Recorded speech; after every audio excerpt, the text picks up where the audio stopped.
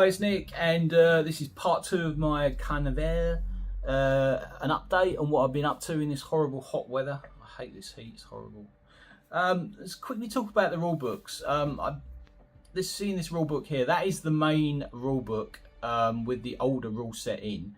But it's worth getting because I know you can get it all online, but it's tons of paper you've got to print off.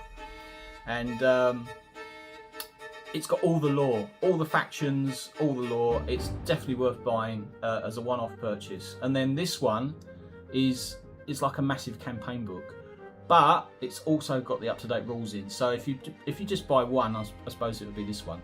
But I still highly recommend you get both because it's not that thick. It's not as thick as the main first rule book because it's got a ton of lore in it and all the factions as well. So as I said. So let's have a look what I've done. I've completed them doctors that you saw on the stand last time in the last video, and I've done one of the Russia bosses, the big octopus lady. Yeah, let's have a look. Right, so here's the Doctor faction I was working on in the last video, or just about to start. So on the far left you've got the sort of psychic, psychic flamethrower chap. I think he fires out lightning or some sort of psychic matter. Then you've got the iconic Plague Doctor with like a silver mask, plague mask. These, I think they draw power off these to sort of replenish their will points. These are like willing madmen to aid their bidding. And then on the back you got the big muscle chap.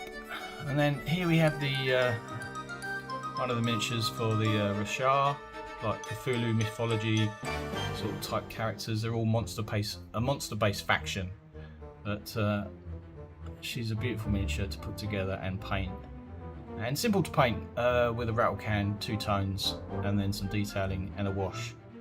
So yeah, let's have a quick peep at some buildings that my father's been working on.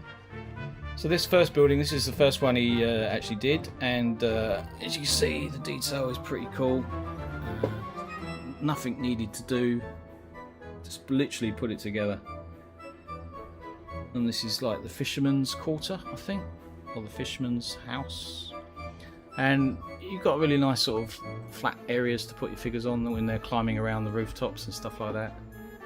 So yeah, that's the first one. I'll show you the second one, it's even bigger. So this is the second main building he did. I can't think of the name of it.